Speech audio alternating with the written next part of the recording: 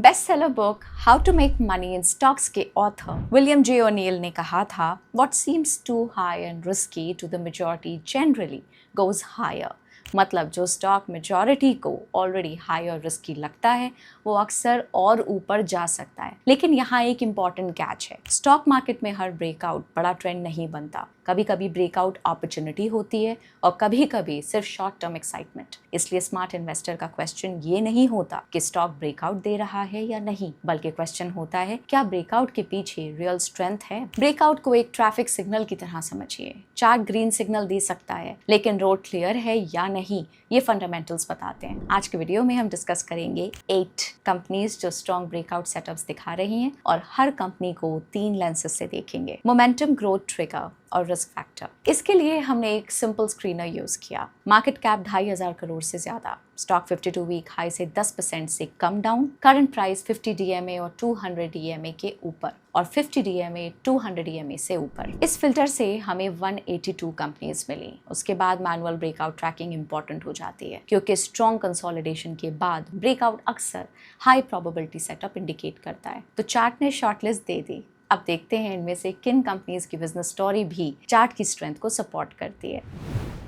Let's start with the first company, Stylam industries. इसके stock ने अक्टूबर 24 के ऑल टाइम हाई का ब्रेकआउट दिया है। चार्ट पे स्टॉक क्लियरली 50 और 200 मूविंग एवरेज के ऊपर ट्रेड कर रहा है, जो पॉजिटिव मोमेंटम इंडिकेट करता है। ये ट्रेंड 2431 के नीचे इनवैलिड हो जाएगा। बिजनेस समझते हैं। Stylam industries decorative laminates, compact laminates और एक्रेलिक सॉलिड सर्विसेज बनाती है। कंपनी का बिजनेस एक्सपोर्ट हैवी है विद प्रेजेंस 80+ कंट्रीज में। फाइनेंशियल ईयर 26 में एक्सपोर्ट्स का शेयर अराउंड 74% था, जो इसकी ग्लोबल पोजीशनिंग को स्ट्रॉन्ग बनाता है। फाइनेंशियल्स देखें तो फाइनेंशियल ईयर 22 से 26 तक सेल्स 1.7x ग्रो हुई और इसी पीरियड में नेट प्रॉफिट 2.5x से जंप हुआ। अब जाते हैं ग्रोथ आउटलुक और मैनेजमेंट गाइडेंस की तरफ। इनका नया प्लांट जुलाई 26 तक स्टार्ट हो सकता है। इस प्लांट पे अराउंड 334 CR कैपेक्स हो चुका है और फाइनेंशियल ईयर 27 में इसे 250 से 300 करोड़ रेवेन्यू टारगेट है। फाइनेंशियल ईयर 28 में मैनेजमेंट 600 से 700 करोड़ रेवेन्यू पोटेंशियल दिखा रहा है, जबकि फाइनेंशियल ईयर 26 का टोटल रेवेन्यू 1129 CR है। इन्हीं ग्रोथ नंबर्स को कंसिडर करते हुए फाइनेंशियल ईयर 27 के लिए मैनेजमेंट ने 20 से 25% की रेवेन्यू ग्रोथ एक्सपेक्ट करी है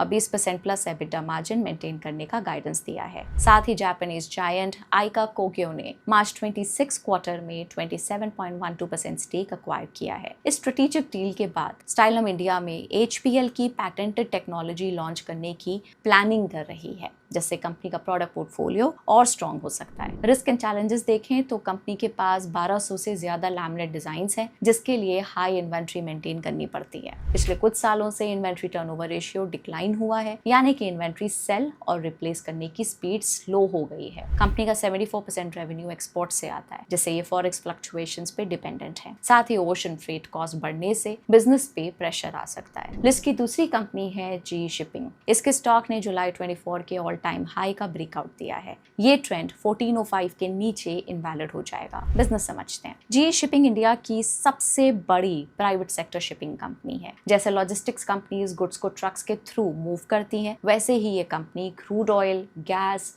और ड्राई कमोडिटीज जैसे कि आयरन ओर और कोल को अपने बड़े शिप्स के थ्रू ग्लोबली एक देश से दूसरे देश ट्रांसपोर्ट करती है। इनके पास 39 शिपिंग वेसल्स और 15 ड्राई बल्क कैरियर्स हैं, जो एक बड़ी और डाइवर्सिफाइड फ्लीट है। कंपनी इंटेंशनली अपनी ज्यादा कैपेसिटी स्पॉट मार्केट में रखती है ताकि हाई फ्रेट रेट्स का फायदा तुरंत मिल सके। फाइनेंशियल्स देखें तो फाइनेंशियल ईयर 21 से 26 तक सेल्स 1.6x ग्रो हुई और इसी पीरियड में नेट प्रॉफिट लगभग 3x जंप हुआ। ग्रोथ आउटलुक पे आते हैं। इनके वेसल सेगमेंट के लगभग 80% ऑपरेटिंग डेज इस साल के लिए ऑलरेडी कवर हो चुके हैं, मतलब रेवेन्यू विजिबिलिटी स्ट्रॉन्ग है। कंपनी अभी अपनी स्ट्रॉन्गेस्ट बैलेंस शीट के साथ around $500 million net cash hold कर रही है। इस कैश का यूज वो पुरानी लेस एफिशिएंट शिप्स सेल करके नए शिप्स ऐड करने में यूज कर रहे हैं। रिस्क देखते हैं। भले ही कंपनी का PE अभी 8x है, लेकिन पिछले 2 क्वार्टर्स को हटा दें तो कंपनी की सेल्स ग्रोथ एक्चुअली नेगेटिव रही है, जो इन्वेस्टर्स के लिए एक की मॉनिटर मॉनिटरेबल है। Company long term fix charters avoid करती है और स्पॉट रेट्स पर ज्यादा रिलाई करती है, इसलिए अगर फ्रेट रेट्स अचानक गिरते हैं तो अर्निंग्स में डायरेक्ट प्रेशर आ सकता है। अब थर्ड कंपनी पर आते हैं, विच इज अरविंद लिमिटेड। इसके स्टॉक ने जुलाई 2018 के ऑल टाइम हाई लेवल का ब्रेकआउट दिया है। ये ट्रेंड 425 के नीचे इनवैलिड माना जाएगा। अरविंद लिमिटेड इंडिया की सबसे बड़ी वर्टिकली इंटीग्रेटेड टेक्सटाइल कंपनीज में से एक है।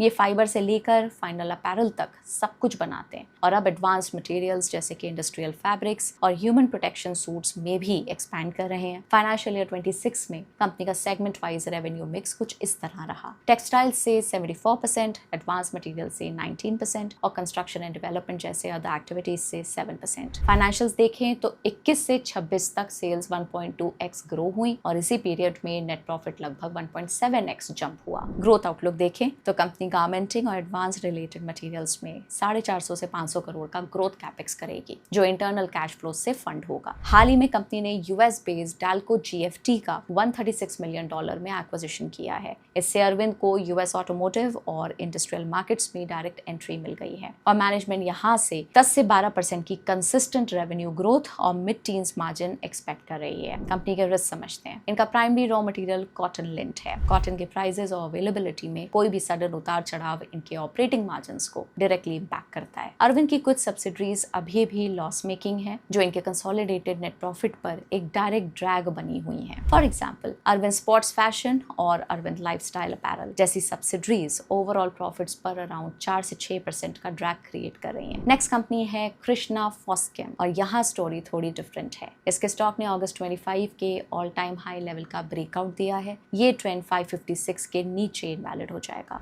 कृष्णा फोस्केम एक लीडिंग फर्टिलाइजर मैन्युफैक्चरिंग कंपनी है। ये इंडिया की उन चुनी हुई कंपनीज में से एक है जो अपना सल्फ्यूरिक और फॉस्फोरिक एसिड खुद बनाते हैं, जिससे इनकी प्रोडक्शन कॉस्ट लो रहती है। फाइनेंशियल्स देखें तो 22 से 26 तक सेल्स लगभग 7x ग्रो हुई, जबकि नेट प्रॉफिट 6x जंप हुआ। प्रॉफिट ग्रोथ थोड़ी लोअर रही क्योंकि इस पीरियड में प्रोडक्ट मिक्स चेंज और बिजनेस साइक्लिकलिटी के चलते मार्जिन्स कंप्रेस हुए। ग्रोथ आउटलुक देखते हैं। इन्होंने रिसेंटली अपनी एनपीके और डीएपी फर्टिलाइजर कैपेसिटी 50% बढ़ाकर 4.95 lakh million tonne per annum की कर दी है। इस नई कैपेसिटी के दम पर मैनेजमेंट फाइनेंशियल ईयर 27 में 35 से 40% की रेवेन्यू ग्रोथ एक्सपेक्ट कर रही है। रिस्क एंड चैलेंजेस देखें तो फर्टिलाइजर सब्सिडीज में डिले की वजह से रिसीवेबल्स हाई रह सकते हैं। फाइनेंशियल ईयर 26 में ये 89% बढ़े। इससे वर्किंग कैपिटल साइकिल स्ट्रेच होती है और डेट रिलायंस बढ़ सकती है। साथ ही डेट टू इक्विटी 1x से ऊपर होना एक की मॉनिटरेबल है। अमोनिया और सल्फर जैसे जरूरी रॉ मटेरियल्स के सप्लाई वेस्ट एशिया पे डिपेंड करते हैं। वहां के ऑनगोइंग कॉन्फ्लिक्ट की वजह से सप्लाई डिसरप्ट होना और रॉ मटेरियल प्राइसेस बढ़ने के डायरेक्ट खतरे इनके मार्जिन्स पर रहते हैं। अब फोकस शिफ्ट करते हैं फिफ्थ कंपनी पे, जो कि है वर्धमान टेक्सटाइल। इसके स्टॉक ने जनवरी 22 के ऑल टाइम हाई लेवल का ब्रेकआउट दिया है। ये ट्रेंड 546 के नीचे इनवैलिड हो जाएगा। वर्धमान टेक्सटाइल्स इंडिया की सबसे बड़ी वर्टिकली इंटीग्रेटेड टेक्सटाइल कंपनीज में से एक है। इनका 65% रेवेन्यू यार्न से आता है, यानी कि फैब्रिक बनाने के लिए यूज होने वाला थ्रेड, और 35% रेवेन्यू फैब्रिक से, यानी कि फिनिश क्लॉथ मटेरियल से। टोटल रेवेन्यू का 44% कंट्रीब्यूशन एक्सपोर्ट से आता है, जो 75 प्लस कंट्रीज में स्प्रेड है। फाइनेंशियल्स देखें तो फाइनेंशियल ईयर 22 से 26 तक सेल्स फ्लैट रही और प्रॉफिट ने डी ग्रोथ दिखाई, लेकिन ऐसी पुअर ग्रोथ के बाद भी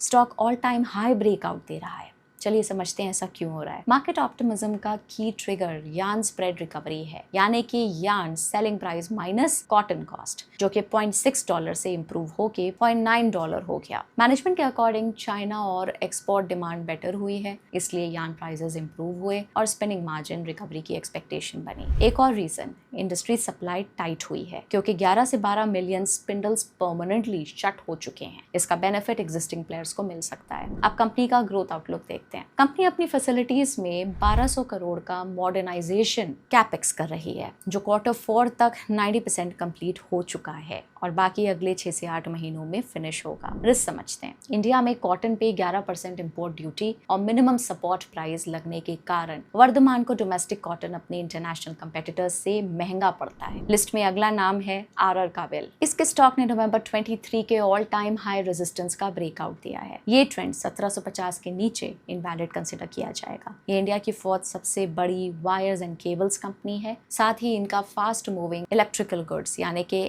fans, switches, appliances segment overall revenue में 10% कंट्रीब्यूट करता है, जबकि वायर्स एंड केबल सेगमेंट का 90% कंट्रीब्यूशन है। इनका करीब 26% रेवेन्यू एक्सपोर्ट से आता है। फाइनेंशियल्स देखें तो 22 से 26 सेल्स और प्रॉफिट दोनों ही लगभग 2.2x ग्रो हुए। ग्रोथ आउटलुक देखें तो कंपनी का टारगेट फाइनेंशियल ईयर 28 तक एबिटा 2.5 गुना करना और डबल डिजिट मार्जिन अचीव करने का है। इसके लिए 26 से 28 में 1200 करोड़ कैपेक्स प्लान है। मैनेजमेंट को वायर्स एंड केबल्स में 18% CAGR और अप्लायंसेस में 25% CAGR ग्रोथ की उम्मीद है। रिस्क समझते हैं। इनके primary raw materials copper and aluminium है। इन मेटल्स के ग्लोबल प्राइसेस में कोई भी सडन उतार चढ़ाव इनके प्रॉफिट मार्जिन को डायरेक्टली और नेगेटिवली हिट करते हैं। लिस्ट की 7th कंपनी है ग्लैंड फार्मा। शार्प करेक्शन के बाद ग्लैंड फार्मा ने लॉन्ग कंसोलिडेशन रेंज से ब्रेकआउट दिया है। स्ट्रॉन्ग वॉल्यूम्स और मूविंग एवरेजेस के ऊपर प्राइस एक्शन इसमें पोटेंशियल रिवर्सल के अर्ली साइंस इंडिकेट करते हैं। ये ट्रेंड 2060 के नीचे इनवैलिड हो जाएगा। कंपनी ग्लोबली जेनेरिक इंजेक्टेबल्स यानी कि इंजेक्शंस बनाने वाली एक लीडिंग B2B प्लेयर है। इनका ज्योग्राफिकल रेवेन्यू स्प्लिट देखें तो US से 53%, यूरोप से 22% और रेस्ट ऑफ द वर्ल्ड से 25%। फाइनेंशियल्स 22 से 26 तक सेल्स लगभग 1.5 गुना ग्रो हुई और नेट प्रॉफिट सिर्फ 0.8x। प्रॉफिट ग्रोथ थोड़ी लोअर रही क्योंकि इस पीरियड में मार्जिन कंप्रेशन देखने को मिला। मार्जिन 30% प्लस से ड्रॉप होकर 22 से 25% तक मेनली 3 रीजंस की वजह से हुआ। हाई मार्जिन एक्सक्लूसिविटी प्रोडक्ट्स और कोविड सेल्स का नॉर्मलाइज होना। फाइनेंशियल ईयर 23 में 18% रेवेन्यू डिक्लाइन से ऑपरेटिंग डीलेवरेज और सिनेक्सी एक्विजिशन की अंडर परफॉर्मेंस जिसने कंसोलिडेटेड मार्जिन पे अराउंड 800 से 1000 BPS ड्रैग डाला। अब कंपनी का ग्रोथ आउटलुक देखते हैं। मैनेजमेंट फाइनेंशियल ईयर 27 के लिए 12 से 13% की consolidated constant currency growth expect कर रही है।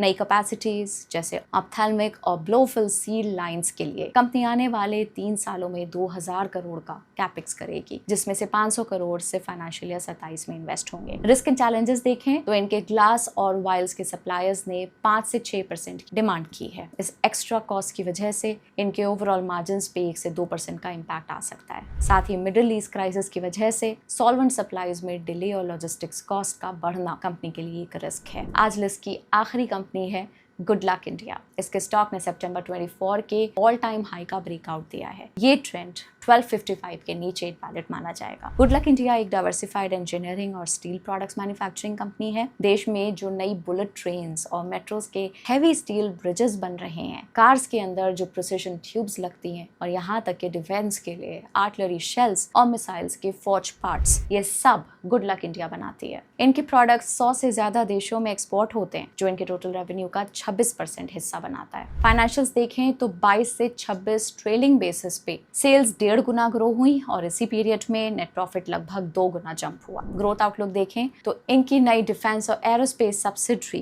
155 mm आर्टिलरी शेल्स बनाते हैं, जिसकी कैपेसिटी ये 1.5 लाख से बढ़ाकर 4 लाख शेल्स पर एनम कर रहे हैं और जिसके लिए करीब 400 करोड़ का कैपेक्स की जरूरत है। रिस्क जानना भी जरूरी है। इनका सबसे बड़ा खर्चा approximately 70% of total raw material cost hot role coils यानी कि स्टील का होता है। स्टील की प्राइसेस में कोई भी अचानक उतार चढ़ाव इनके ऑपरेटिंग मार्जिन्स जो कि 8 से 9% की रेंज में है, इन पर भारी प्रेशर डाल सकता है। इनके बिजनेस मॉडल में स्केल बढ़ने के लिए हैवी वर्किंग कैपिटल चाहिए। अगर साइकिल स्ट्रेच होती है तो शॉर्ट टर्म बोरोइंग्स और इंटरेस्ट कॉस्ट बढ़ सकती है, जिससे कैश फ्लोस पर प्रेशर आता है। पिछले कुछ सालों से CFO to operating profit ratio around 50% रहा है, जो डिसेंट है बट वेरी स्ट्रॉन्ग नहीं। तो ये थे आज के 8 breakout stocks. Stylam industries, G shipping, Arvind limited, Krishna Phoschem, Vardhman textile, RR Kabel, Gland pharma, good luck India. लेकिन याद रखिए, ब्रेकआउट एक स्टार्टिंग पॉइंट है, फाइनल डिसीजन नहीं। स्टॉक को ट्रैक करते वक्त valuation, earnings delivery, management execution और रिस्क को इग्नोर नहीं करना चाहिए। आपको इन 8 स्टॉक्स में से कौन सा सेटअप सबसे इंटरेस्टिंग लगा, कॉमेंट्स में जरूर बताएं।